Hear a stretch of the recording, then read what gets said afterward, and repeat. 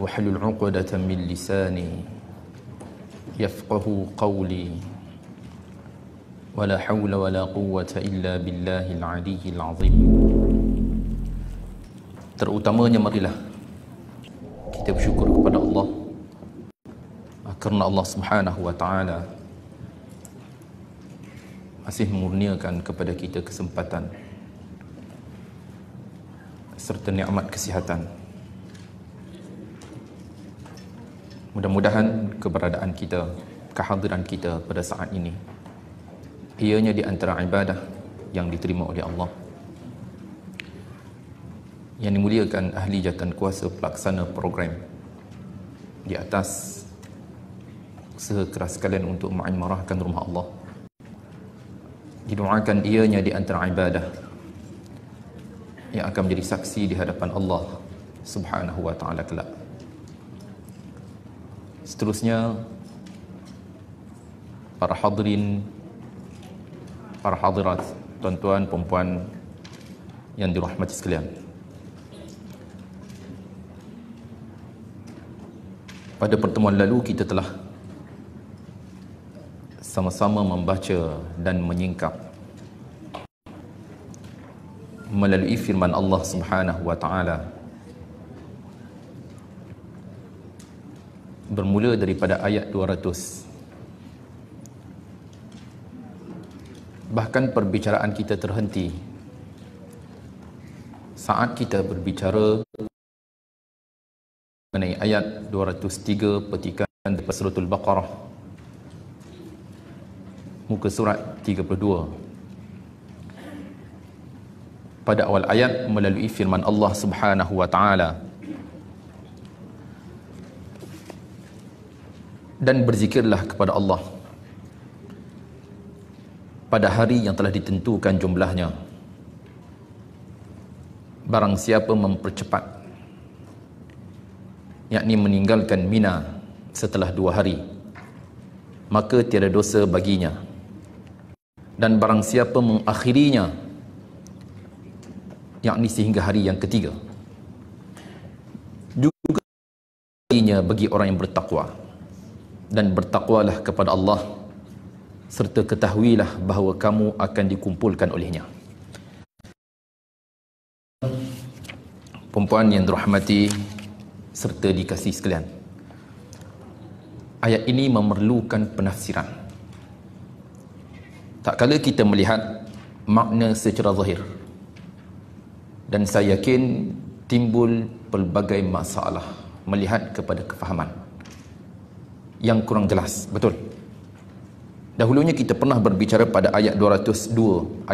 Ayat itu adalah ayat yang jelas. Ayat 201 juga ayat yang jelas. Ayat 200 juga ayat yang jelas.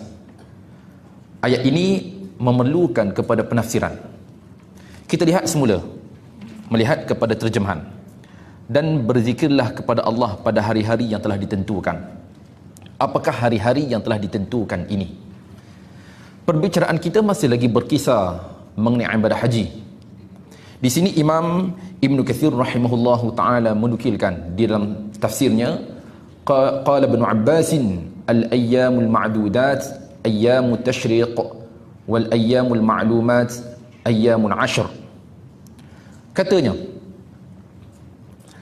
kata Abdullah bin Abbas, ayyamul ma'dudat. Fokus kita di sini, kita lihat poin yang pertama. Dan berzikirlah, ingatlah kepada Allah pada hari-hari yang telah ditentukan jumlahnya. Apakah yang dimaksudkan dengan hari-hari yang telah ditentukan jumlahnya ini? Di sini Imam Ibn Kathir rahimahullahu ta'ala menukilkan pandangan daripada Abdullah bin Abbas radhiyallahu ta'ala anhuma. Siapa Abdullah bin Abbas, tuan-tuan, perempuan? Abdullah bin Abbas, siapa dia? Siapa dia? Okey, yang pertama dia, siapa dia? Ya, dia adalah sahabat Rasulullah. Yang kedua, ya, dia adalah sepupu bagi alaihi salatu wassalam. Yang ketiga, siapa lagi yang kita kenal? Abdullah bin Abbas ini. Selain dia sepupu Rasulullah, selain dia adalah sahabat Rasulullah, siapa lagi yang kita kenal tentang dia? Ya, betul, dia juga adalah rujukan dari kalangan para sahabat radhiyallahu taala anhum ajma'in yang terkenal dengan penafsiran. Itu Abdullah bin Abbas. Yang keempat, bahkan Abdullah bin Abbas juga seorang sahabat Rasulullah sallallahu alaihi wasallam yang mempunyai kecerdikan, dan dia di kalangan sahabat yang kecil, bukan dari kalangan kibarus sahabah. Jadi Abdullah bin Abbas di sini ia meriwayatkan ayyamun adudat, iaitu hari-hari yang telah ditentukan jumlahnya. Maksud hari-hari yang telah ditentukan adalah ayyamut tasyriq, hari-hari tasyriq. Hari-hari tasyriq bila tuan-tuan, perempuan? Ya, hari yang ke 11, 12, 13, dan saya yakin ramai di kalangan kita dijadualkan tahun ni ustaz pergi haji. Tahun ni diikutkan ustaz sekarang, kan diikutkan ustaz saya dah sibuk dah ustaz. Tapi dah tak ada rezeki tahun ini. Saya yakin kita masih fresh melihat kepada maklumat yang ada di tangan kita. Jadi ayyamut tasyriq adalah hari yang 11, hari yang ke-11, 12, 13. Okey. Bermulanya hari haji. Hari kita melakukan ibadah haji bermula pada hari berapa? Daripada bulan Zulhijjah. Hari yang ke berapa bermula? Bermula pada hari apa? Ya, hari yang ke-8. Disebut dengan hari apa? Disebut dengan hari apa? Hari yang ke-8. Hari Tarwiyah. Hari Tarwiyah. Pernah dengar? Pernah dengar? Boleh pun nama cucu tu. Biasa orang kita nama pelik, boleh pun nama cucu ni. Tak apalah. Hari Tarwiyah, hari yang ke-8. Hari yang ke-9. Hari yang ke-9 tuan-tuan, ya, disebut dengan hari Arafah. Hari yang ke-10, Yaumun Nahr, disebut dengan hari sembelihan ataupun hari raya yang popular di kalangan kita. Hari yang ke-11, ya, bermulalah hari pertama daripada hari Tasyriq. Hari yang ke-12, ya, hari 12 adalah hari yang kedua daripada hari Tasyriq. Hari yang ke-13, ya, hari yang ketiga daripada hari Tasyriq. Okey, tuan-tuan. Kita lihat di sini, fokus kita pada hari 11, hari pertama daripada hari Tasyriq. 12, hari yang kedua daripada ayyam tasyriq. Hari yang ke-13 adalah hari yang ketiga daripada ayyam tasyriq. Jadi poin tadi jelas tak tuan-tuan, perempuan? Maksud hari-hari yang telah yang menjadi penghitungan di kalangan kita di sini, maksud ayat ini adalah hari apa? Ayyamul ma'dudat. Ya, hari tasyriq, iaitu 11, 12, 13. Okey, timbul persoalan. Ustaz, bila kita selesai ibadah haji? Hari 12 ke hari 13? Hari 12 ke hari 13? Ada orang kata kalau kita balik pada hari 12 selesai kita melontar pada Jamrah Aqabah. Jadi ustaz, di situ tak selesai lagi, melainkan kita mesti menyempurnakan pada hari yang ke-13. Boleh faham tuan-tuan? Ini soalan. Jawapannya kita lihat poin selepas itu. Barang siapa mempercepat meninggalkan Mina setelah 2 hari, maka tiada dosa baginya. 2 hari di sini adalah hari yang kedua daripada hari tasyriq. Berapa daripada bulan bulan Zulhijjah? Ya, hari yang ke-12. Maknanya selepas melontar yang pertama, yang kedua dan juga Al-Kubra, di situ melihat kepada ayat ini berbicara kepada kita, berdosa ke tak tuan-tuan perempuan bila kita balik? Dosa ke tak? Tak. Oh, begitu rupanya. Kalau kita inginkan kesempurnaan, bila? Sampai bila? Sempurna, ya. Kesinambungan daripada ayat tadi, fokus kita. Maka tiada dosa baginya. Sekali lagi saya ulang. Barang siapa mempercepat, yakni meninggalkan Mina.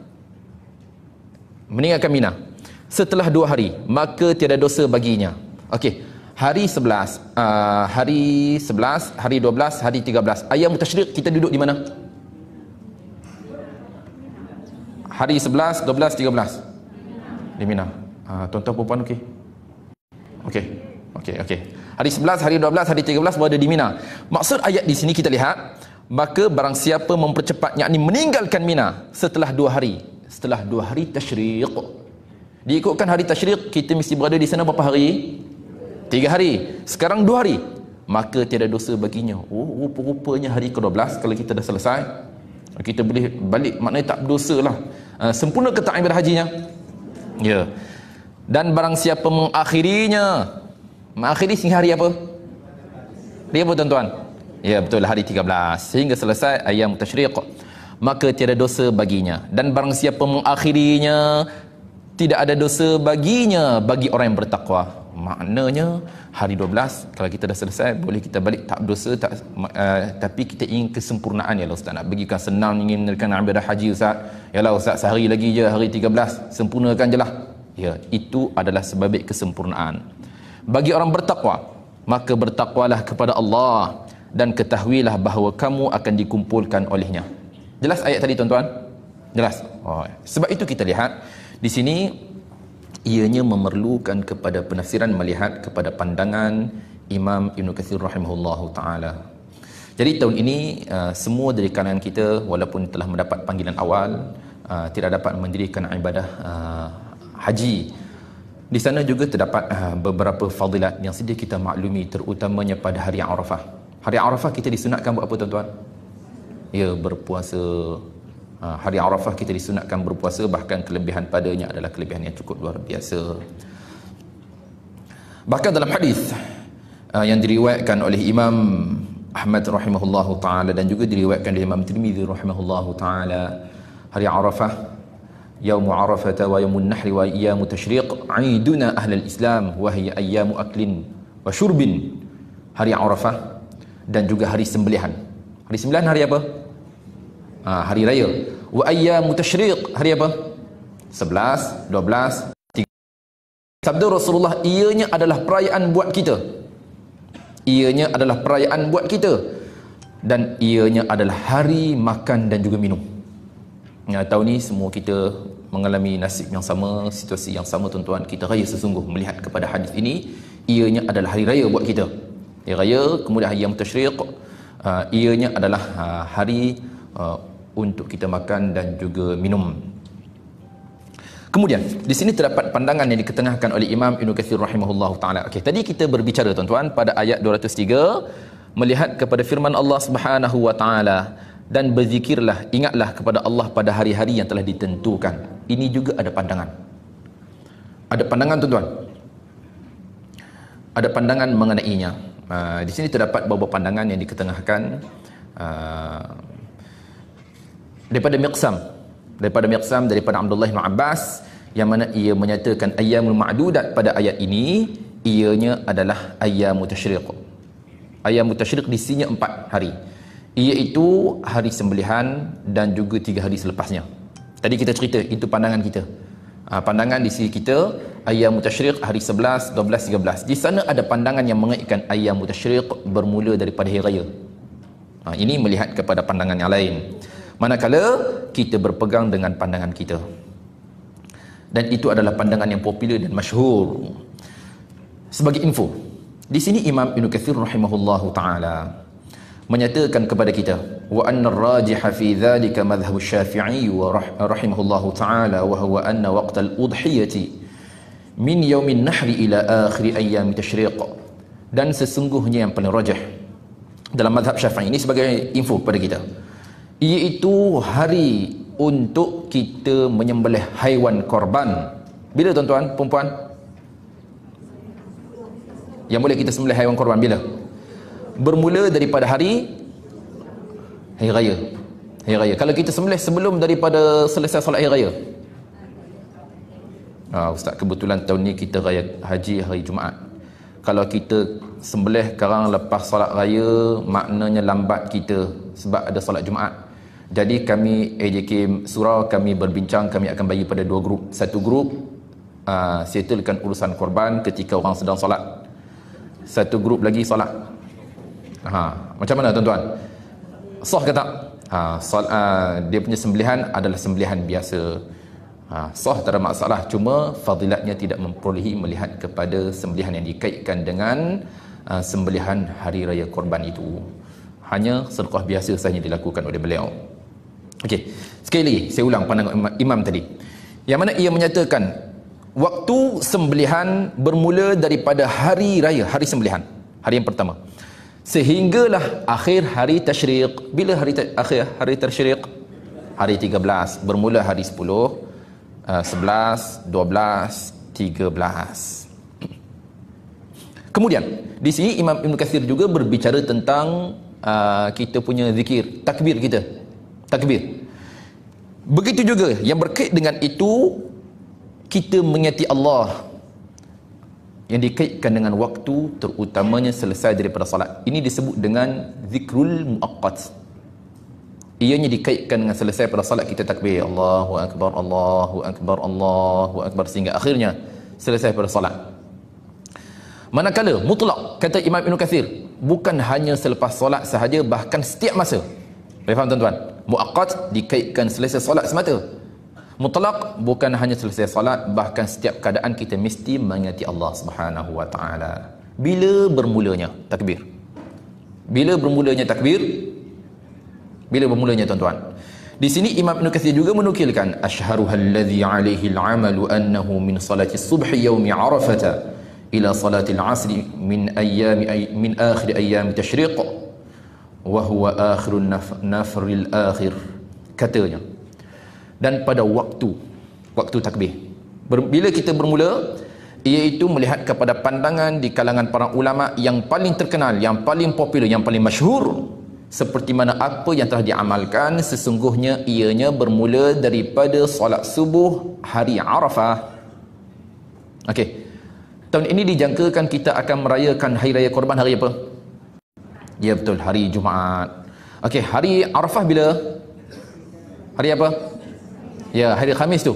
Jadi di sini kata Imam Ibn Kathir rahimahullahu taala, pandangan yang paling popular di kalangan para ulama seperti mana apa yang telah diamalkan, bermulanya takbir ini bermula daripada solat subuh hari Arafah, mana hari Khamis tu. Selesai kita solat dengan family kita, kita takbir siap Allahu Akbar, Allahu Akbar, Allahu Akbar. Jadi ini melihat kepada waktunya. Dan bilakah ianya berakhir? Bilakah ianya berakhir? Berakhirnya takbir tadi solat asar pada hari yang terakhir daripada hari tasyriq.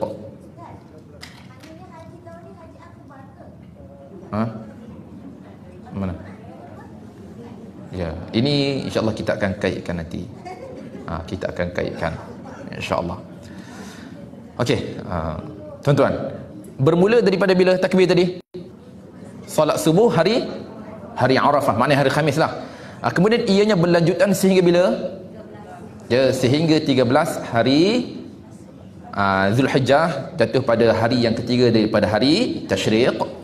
Bila? Maghrib ke asar? Kenapa tidak maghrib? Ustaz maghrib itu ustaz dah masuk hari 14 dah. Ini melihat kepada perkiraan kita. Begitu juga Ramadan. Ramadan mula bila? Mula subuh ke ataupun bulan-bulan Ramadan, bukan puasa. Bulan Ramadan bermula subuh ataupun bermula maghrib? Ya, bermaghrib juga ustaz. Jadi ini melihat kepada ustaz, kenapa dikaitkan begitu? Tuan-tuan puan-puan, bahkan kita sedia maklumi melihat kepada kitaran dan pengiraan kita disebut dengan pengirangan ataupun perkiraan qamariyah. Apa makna qamariyah tuan-tuan? Ya ustaz, ianya bergantung kepada bulan. Okey, kembali kita berbicara. Jadi sedikit info daripada Imam Ibn Kathir rahimahullahu taala tadi, yang mana ia mengaitkan waktu kita bertakbir. Tahun ni kita boleh lakukan dengan keluarga kita. Solat subuh, selesai solat subuh kita dah takbir dah. Solat subuh hari Khamis kita dah mula bertakbir beramai-ramai, berlanjutan sehinggalah hari yang ke 3 daripada ayyam tasyriq, iaitu hari yang ke-13 solat asar. Itulah satu. Okay, tuan-tuan, puan-puan dan sekalian. Ya. Ya. Ya. Mana? Betul. Ini di antara betul, satu soalan ni juga baik ustaz. Kenapa takbir tersebut bermula daripada pagi? Pagi hari Yaum Arafah. Kenapa tak mula daripada maghrib? Okey tuan-tuan puan-puan, ini juga dikaitkan dengan dalil yang disandarkan daripada baginda alaihi salatu wasalam, melihat kepada perkara yang telah disyariatkan, bahkan ianya juga bersesuaian melihat kepada apa yang telah dilakukan. Ini melihat kepada pandangan tuan-tuan. InsyaAllah perkara itu kita akan bicarakan nanti. Jadi satu soalan yang cukup baik, kenapa tak mula daripada maghrib, kenapa ianya bermula daripada subuh?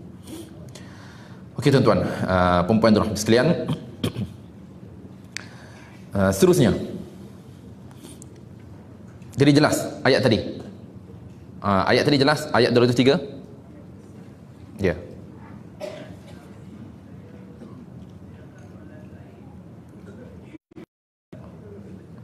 Okey.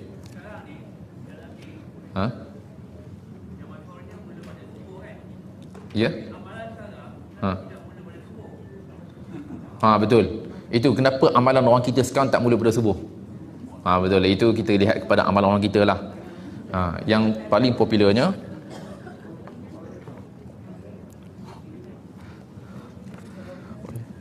ada soalan. Maafkan saya bertanya, bolehkah kita bernikah pada hari tasyrik? Macam mana? Dengan siapa? Okey. Ini insya-Allah kita akan lihat nanti.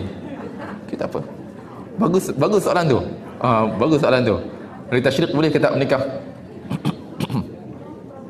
Okey. Insya-Allah nanti kita akan kaitkan nanti.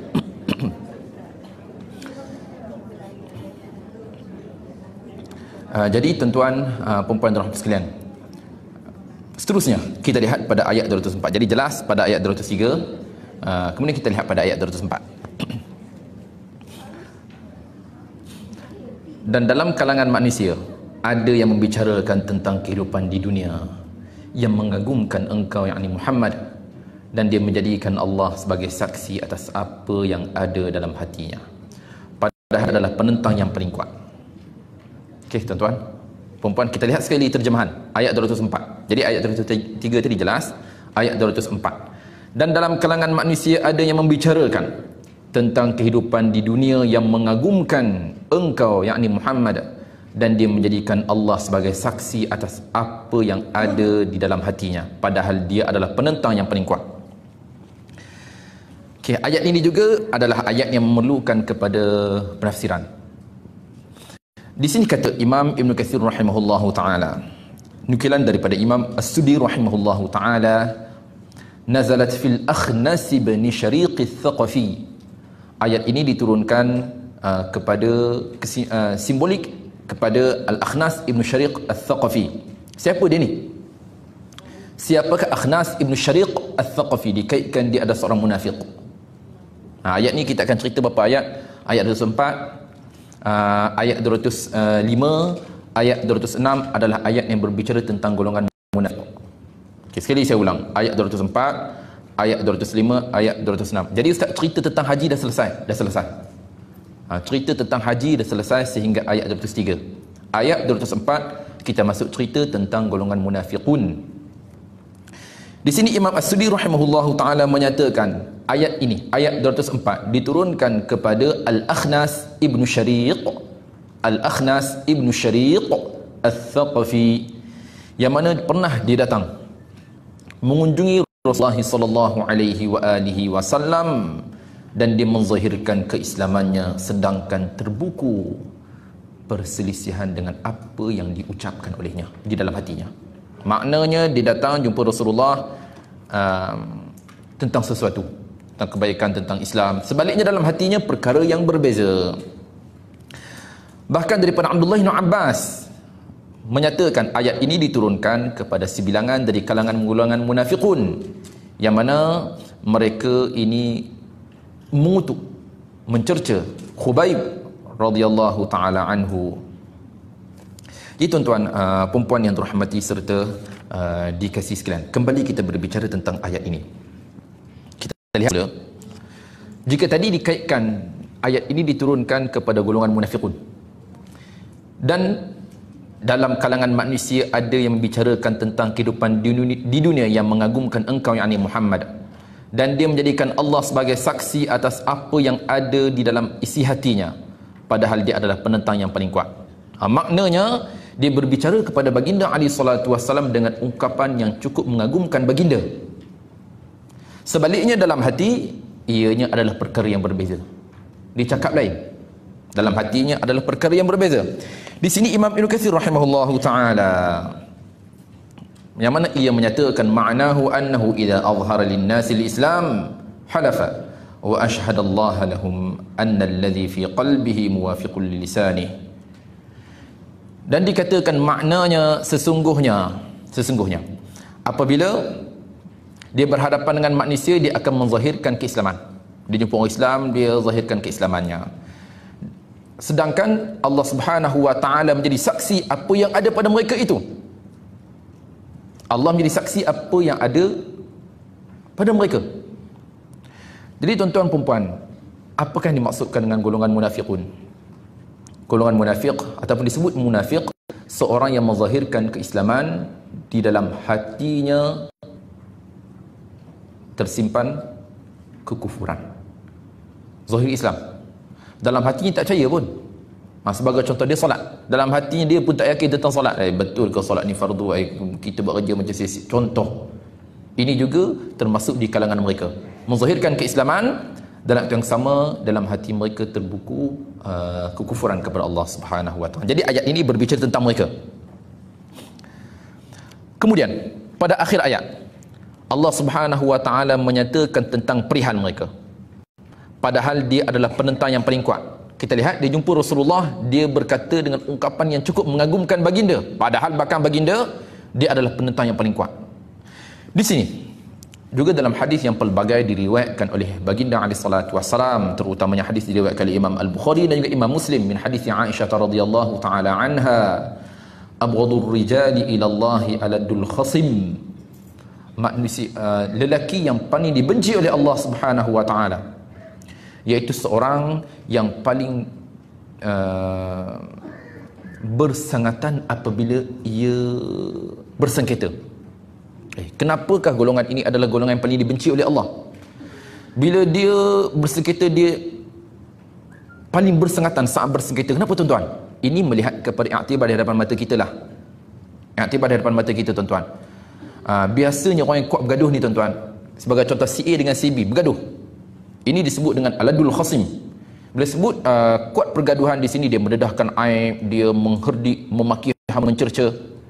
Tuan-tuan perempuan, secara zahiriahnya apa yang dibicarakan, dahulu dia si A ni pernah maki hamun si B juga pernah maki hamun si A, bersengatan saat mereka bergaduh. Tuan-tuan, golongan ini adalah golongan yang dibenci oleh Allah Subhanahu wa taala, dan jadi kebiasaan mereka ini juga akan berbaik. Ini biasanya lah. Biasanya begitu. Jadi kita dalam Islam, jangan kita terlalu melampau saat kita bermusuhan. Bila melampau saat kita bermusuhan, apa yang akan berlaku tuan-tuan? Saya bergaduh dengan Tuan Haji. Bersengatan permusuhan saya. Bila bersengatan, apa yang akan berlaku? Saya akan sebarkan fitnah. Betul tak? Saya akan buat cerita buruk. Saya akan buat cerita yang benda Tuan Haji tak nak buat. Saya sebar benda yang tak betul. Kenapa? Sebab memang betul, saya memang ada bengkak lama dengan Tuan Haji. Contoh, ini perkara yang ditegah di dalam agama saat seorang itu bersengketa, melampau persengketaannya hinggakan ia mendatangkan perkara-perkara yang tidak dilakukan oleh seterunya itu. Jadi Allah Subhanahu wa taala berbicara tentang golongan ini. Di antara sifat mereka iaitu padahal dia adalah penentang yang cukup kuat. Ini perihal yang pertama. Yang kedua, pada ayat berikutnya, ayat 205, dan apabila dia berpaling daripada engkau. Engkau di sini siapa tuan-tuan, perempuan?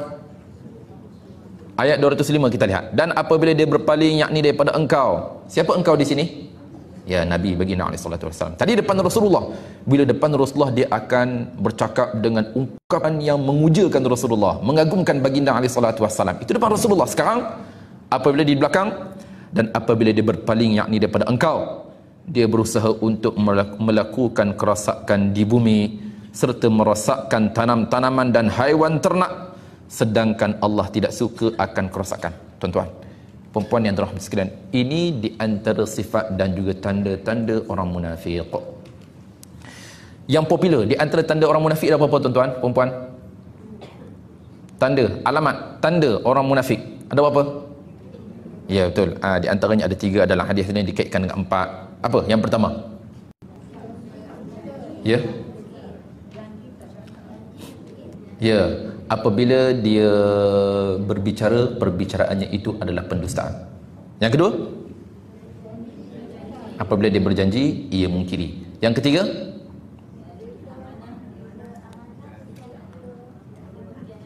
Dan apabila betul diamanahkan, dia mengkhianati. Dan apabila ia bertelingkah, dia melampaui pertelingkahan. Sebab itu ini di antara perkara yang ditegah tuan-tuan. Saat kita bertingkah dengan individu, ingat ada perkara-perkara yang tidak diharuskan kepada kita. Ada perkara-perkara yang tidak diharuskan walaupun dia musuh ketat kita. Jangan kita fitnah dia, jangan kita rosakkan dia, jangan kita berkata perkara yang tidak dilakukan olehnya. Ialah kita ingin merosakkan dia punya keadaan dia. Jadi ini di antara perkara yang ditegah. Pada ayat tadi Allah Subhanahu wa taala menyatakan di antara perihal dan juga sifat orang munafik, dan apabila dia berpaling, yakni daripada dia merosakkan di muka bumi. Ini juga di antara perihal sifat orang munafik, melakukan kerosakan di atas muka bumi serta merosakkan tanam-tanaman dan haiwan ternak, sedangkan Allah tidak suka akan kerosakan. Jadi ayat ini juga di antara ayat yang berbicara tentang golongan munafik, sifat dia. Tadi 3, dalam hadis terkenal 3, ada yang 4. Ini di antara perihal mereka, suka kepada kerosakan. Tuan-tuan, jika itu ada pada kita, kita ada ke tak sifat munafik? Ada ke tak? Kita dah tengok benda baik, benda elok tak boleh, kita mesti melakukan kerosakan. Sungai yang elok kita rosakkan sebagai contohnya. Ini juga tanda-tanda yang ada pada golongan tadi. Di sini Imam Ibn Katsir rahimahullahu ta'ala katanya, fahadzal munafiq laisa lahu himmatan illa al-fasad fil ard wa ihlak al-harth. Katanya, maka adapun munafik ini tidak ada lagi kesungguhannya di dunia melainkan melakukan kerosakan di atas muka bumi. Ini di antara sifat mereka.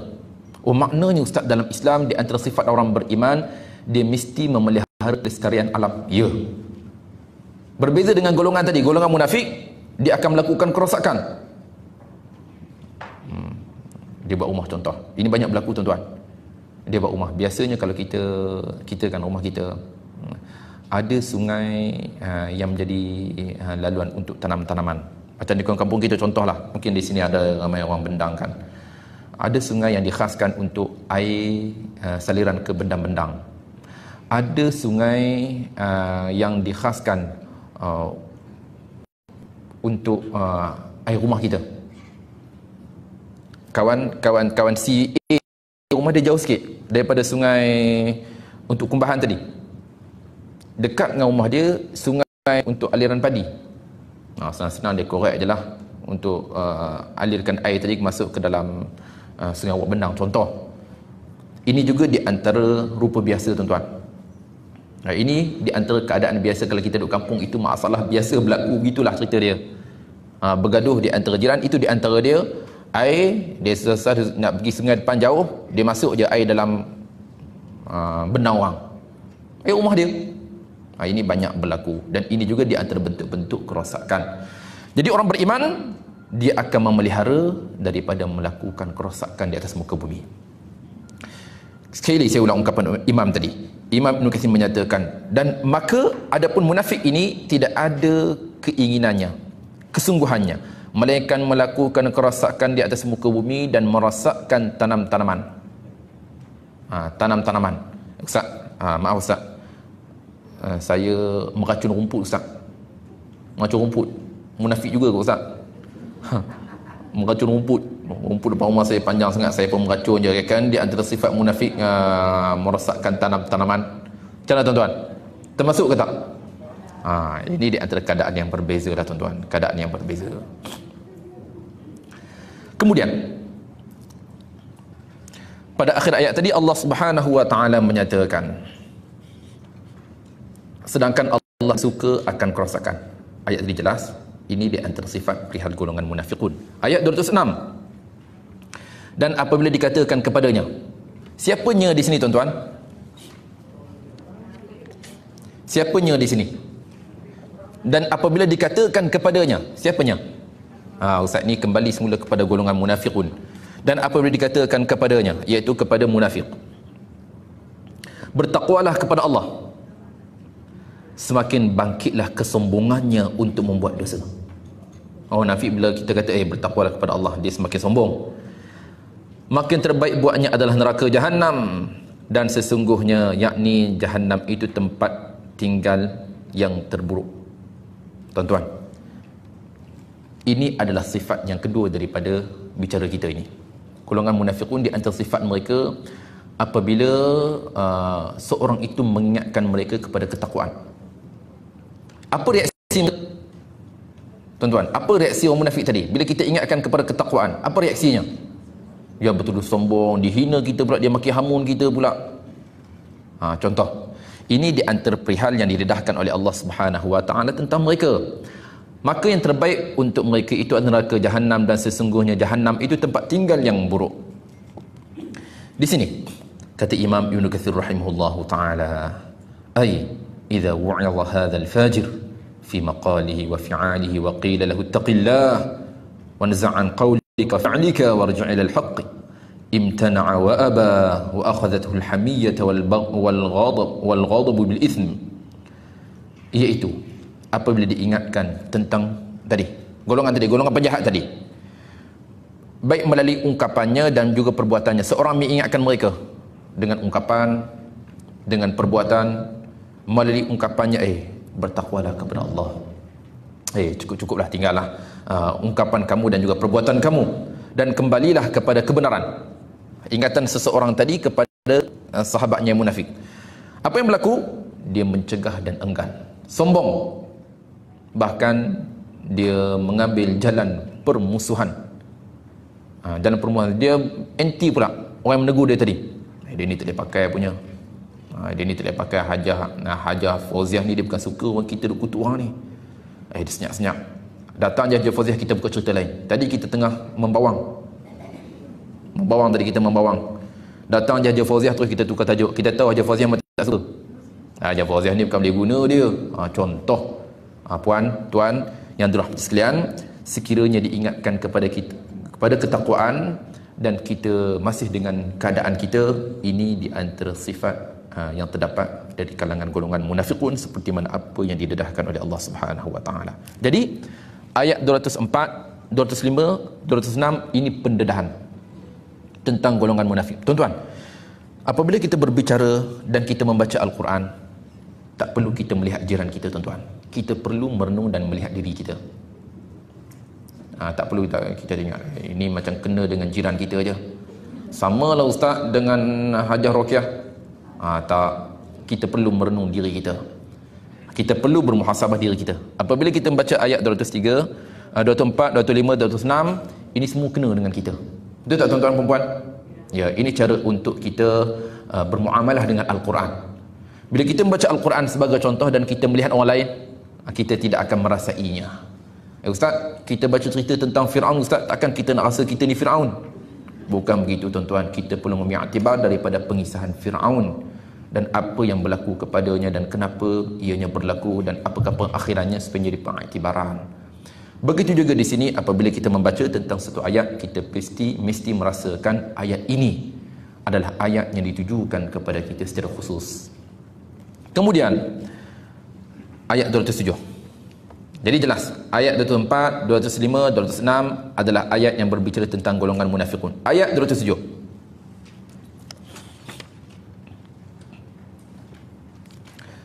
Artinya, dan ada dalam golongan manusia orang yang mengorbankan dirinya untuk mencari keredaan daripada Allah, dan Allah Maha Penyantun kepada hamba-hambanya. Okey, tuan-tuan, sekali saya ulang. Perempuan, kita lihat maksud daripada ayat tadi. Dan ada dalam golongan manusia orang-orang yang mengorbankan dirinya untuk mencari keredaan daripada Allah, dan Allah Maha Penyantun kepada hamba-hambanya. Soalan saya, ayat ini kalau kita baca pada maknanya tadi, adakah ayat ini ditujukan kepada golongan munafiqun? Tuan-tuan, kita lihat ayat 207 sekali lagi. Dan ada dalam golongan manusia orang yang mengorbankan dirinya untuk mencari keredaan daripada Allah, dan Allah Maha Penyantun kepada hamba-hambanya. Soalan saya, adakah ayat ini ditujukan kepada golongan munafiqun? Tak ustaz, ini ayat bagus ni, iaitu golongan yang mencari keredaan Allah dengan dia mengorbankan dirinya sendiri. Ini tidak ni, ini mesti orang bertakwa. Ya, di sini Imam Ibn Katsir rahimahullah taala menyatakan, terus saya terjemahkan ungkapannya. Di sini kata Imam Ibn Katsir rahimahullah, selepas Allah Subhanahu wa taala mengkhabarkan tentang perihal golongan munafiqun dengan sifat-sifat mereka yang hina tadi, ayat 204, 205, 206 Allah mendedahkan perihal sifat orang golongan munafiqun. Kemudian di sini Allah menyebut tentang sifat-sifat orang beriman yang terpuji. Jelas tuan-tuan? Ayat 207 perihal tentang golongan orang beriman. Iaitu wa minan nasi may yabtaghi mardatillah, dan ada dari kalangan golongan manusia yang mengorbankan dirinya untuk mencari keredaan daripada Allah. Di sini kata Imam Ibn Katsir rahimahullahu taala melalui hadis yang diriwayatkan oleh Al-Hakim, diriwayatkan juga oleh Al-Hakim, iaitu ceritanya. Ada ceritanya tuan-tuan. Ayat tadi, ayat 27. Ceritanya diturunkan kepada Suhaib Ibn Sinan Ar-Rumi. Suhaib ni tuan-tuan, perempuan dan sekalian, di antara sahabat Rasulullah sallallahu alaihi wasallam yang memeluk Islam sebelum keislaman. Sebelum hijrah. Jadi pada peristiwa hijrah, ketika itu dia berada di kota Mekah. Suhaib Ibn Sinan Ar-Rumi, dia berada di kota Mekah. Jadi di sini diriwayatkan oleh Suhaib, yang mana ia menyatakan, tak kala aku menginginkan perhijrahan daripada kota Mekah bersama dengan baginda alaihi salatu wassalam menuju ke arah baginda alaihi salatu wassalam, lalu Quraisy berkata kepadaku, dia berada di kota Mekah, dia Muslim, nak hijrah. Lalu dia orang berkata kepadaku, ya Suhaib, Suhaib, kau ni datang tempat kami. Sebab Suhaib bukan orang situ, Suhaib bukan orang kota Mekah. Lalu mereka berkata kepada Suhaib, Suhaib, kau datang tempat kami ni, kau datang dalam keadaan harta pun tak ada. Sebab kota Mekah dahulunya adalah pusat perdagangan worldwide dulu, kota Mekah. Jadi mereka kepada Suhaib, kau datang tempat kami, kau harta apa pun tak ada. Sekarang kau nak keluar daripada kota Mekah dengan harta. Faham tak tuan-tuan? Dulu dia datang sebatang kara, apa pun tak ada. Bila dah bina kekayaan, bina perniagaan di kota Mekah, dia pun dah kaya, sekarang dia memeluk Islam. Kata mereka kepada Suhaib, kau nak rasa kau nak keluar kota Mekah sekarang dengan harta kamu, sedangkan dulu kau datang harta apa pun tak ada. Kata mereka kepada Suhaib, Suhaib, perkara ini takkan boleh berlaku. Maknanya keinginan Suhaib untuk berhijrah ke kota Madinah bersama dengan baginda alaihi salatu wassalam tidak. Statement daripada Quraisy tadi, mesti meninggalkan segala aset perniagaannya di mana? Di kota Mekah. Kena tinggal semua. Lalu tuan-tuan, kata Suhaib kepada dia memang semangat nak hijrah, ialah diwajibkan kepada orang Islam hari itu berhijrah. Lalu dia berkata kepada mereka, lalu aku berkata kepada mereka, ara'aitum in dafa'tu ilaikum mali tukhalluna anni, apa pandangan korang? Ini kata Suhaib kepada Quraisy, apa pandangan korang sekiranya aku beri harta aku kepada korang? Yalah, aku bina kekayaan aset di sini, korang kata tak boleh keluar melainkan aku kena beri. Apa kata aku beri harta aku kepada kalian dan korang jangan apa-apakan aku daripadanya. Maknanya korang biar je lah aku keluar daripada kota Mekah, korang boleh ambil harta aku bagi. Lalu kata Quraisy, apa kata mereka? Naam, ya. Maknanya mereka mempersetujui pandangan daripada Suhaib. Suhaib keluar daripada kota Mekah, meninggalkan segala-galanya di kota Mekah. Mereka pun tak ganggu dia. Dia orang bersetuju, tak apa. Lalu kata Suhaib, aku pun memberi kepada mereka hartaku. Tuan-tuan, hebat tak tuan-tuan? Dahsyat. Habis semua bisnes ditinggal, habis semua harta benda ditinggal di kota Mekah. Kata dia, aku pun tinggal, aku pun beri hartaku kepada mereka, maka mereka pun tidak mengapa-ngapakan aku. Dia orang pun biar je aku keluar, maka aku pun keluar daripada kota Mekah sehinggalah aku tiba ke kota Madinah. Maka sampailah ceritaku itu kepada Rasulullah. Cerita tentang Suhaib ini popular sehingga sampai kepada Rasulullah. Suhaib berhijrah ke Madinah, tinggal segala-galanya di kota Mekah, hanya keinginannya untuk berhijrah ke Madinah Al-Munawwarah. Lalu baginda alaihi salatu wassalam memuji Suhaib. Rasulullah memuji Suhaib, rabiha Suhaib, rabiha Suhaib, keuntungan kepada Suhaib, keuntungan kepada Suhaib. Ini hadis yang diriwayatkan oleh Imam Ahmad rahimahullah, hadis yang diriwayatkan oleh Imam Hakim dalam Mustadraknya. Tuan-tuan, perempuan dan sekalian, ayat ini, ayat 207, di antara sebab penurunan ayat ini, di antara ayat sebabnya kerana Suhaib radhiyallahu taala anhu. Cerita yang sempat kita nukilkan tadi, Suhaib seorang sahabat radhiyallahu taala an yang membina kekayaan dan perniagaannya di kota Mekah. Nak Quraisy tak bagi, melainkan dia mesti tinggalkan harta yang dibina di kota Mekah, dia pun tinggal. Setibanya ke kota Madinah, baginda memujinya, untung sang Suhaib. Suhaib untung, Suhaib berada dalam keuntungan. Tuan-tuan, kita lihat pengorbanan para sahabat radhiyallahu taala anhum ajma'in. Jika dibandingkan dengan kiri kita, ya Allah, jauh. Mereka boleh tinggal segala-galanya, tuan-tuan. Itu baru cerita Suhaib, belum cerita sahabat yang lain. Dia boleh tinggal segala-galanya di kota Mekah hanya kerana ingin berhijrah bersama dengan baginda alaihi wassalam. Tuan-tuan, perempuan yang dirahmati serta dikasihi sekalian, dalam cerita yang lain juga ada riwayatkan tentang Suhaib ini, tuan-tuan. Tapi secara umumnya maknanya adalah makna yang jelas, makna yang dekat. Di antara pengriwayatan yang lain berbicara tentang Suhaib dan keinginannya untuk berhijrah ke kota Madinah hinggakan beliau meninggalkan segala-galanya di kota Mekah sebagai jaminan diberi keamanan keluar daripada kota Mekah dengan selamat. Sebabnya tuan-tuan semua tadi keluar, kita dah baca dahulunya, iaitu saat keinginan Quraisy untuk membunuh Rasulullah dan juga muslimin. Ketika itu Allah Subhanahu wa taala mewajibkan muslimin apa, tuan-tuan? Berhijrah ke kota Madinah. Semua keluar tak selamat. Suhaib dia keluar selamat kerana dia memberi keseluruhan hartanya. Bahkan di sana dahulunya kita juga pernah berbicara tentang Umar. Umar juga di antara mereka yang keluar secara terang-terangan. Yang lain keluar secara bersembunyi, tuan-tuan. Tengah malam, orang tak sedar. Suhaib dia keluar dalam keadaan disedari. Dia beri harta dia semua, dia orang pun memberi jaminan kepadanya, dia keluar. Umar di antara sahabat radhiyallahu taala anhu juga yang keluar secara terang-terangan. Yang mana Umar dia sendiri menceritakan keinginan untuk berhijrah ke kota Madinah secara jelas kepada penduduk Quraisy Mekah. Apa ungkapan dia? Dia kata sekiranya siapa yang inginkan isterinya janda, anaknya yatim piatu, tunggu aku di lorong sekian, aku akan lalu itu. Siapa nak meninggal dunia, tunggu aku di situ.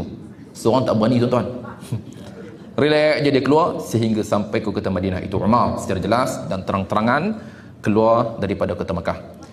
Jadi tuan-tuan, perempuan yang dirahmati serta dikasihi sekalian, melihat kepada masa yang semakin mencemburu kita, di antara i'tibar yang dapat kita ambil hasil daripada awal pertemuan kita pagi ini, yang pertama iaitu kita sama-sama dapat menyingkap serba daripada amalan ataupun ritual ibadah haji yang mana ianya dikaitkan dengan ayyamul ma'dudat, dan kita juga telah berbicara tentang beberapa hukum yang dikaitkan. Rupanya selama ni kita sangka selesai mesti hingga selesai ayat hari 13, rupanya tak. Di sana pengecualian terdapat dalam ayat Al-Quran tadi. Juga kita apabila kita telah menyelesaikan pada hari yang kedua ayat Tasyriq, sebenarnya kita dah selesai dan tidak berdosa kepada kita. Yang terbaiknya sampai bila, tuan-tuan? Ya, sehingga hari yang ke-13. Kalau hari 12 tak ada masalah. Kemudian faedah yang kedua yang dapat kita ambil hasil daripada bicara kita, iaitu kita dapat melihat pendedahan di dalam Al-Quran, yang mana Allah Subhanahu wa taala mendedahkan perihal golongan munafiqun. Sekurang-kurangnya tadi kita telah berbicara tentang 3 sifat mereka, bermula daripada ayat 204, ayat 205 dan ayat 206. Kemudian faedah yang ketiga yang dapat kita ambil hasil daripada awal bicara kita, iaitu seperti yang biasa apabila Allah Subhanahu wa taala menyebut tentang perihal golongan munafik, Allah Subhanahu wa taala akan menyatakan tentang golongan beriman. Ini di antara perihal yang mesti ada pada kita. I'tibar yang dapat kita ambil melihat kepada pengisahan Suhaib Ibn Sinan Ar-Rumi, yang mana ia sanggup meninggalkan segala-galanya di kota Mekah hanya kerana ingin berhijrah kepada baginda alaihi salatu wassalam. Mudah-mudahan ianya juga menjadi rangsangan kepada kita, seperti yang para sahabat radhiyallahu taala anhum, mereka ingin menegakkan syariat, mereka mengorbankan segala-galanya. Begitu juga kita, sekiranya kita ingin menegakkan syariat dalam diri kita, semestinya kita juga terpaksa meninggalkan segala-galanya yang menghalangi kita. Jadi wallahu taala alam, Saya memohon ridwan kemaafan sekiranya rungkai kata saya untuk mana-mana pihak atau ungkapan saya menyentuh peribadi tuan-tuan, puan-puan, saya memohon ridwan kemaafan atas keterlanjuran budi bicara. Wallahu taala alam. Wassalamualaikum warahmatullahi wabarakatuh.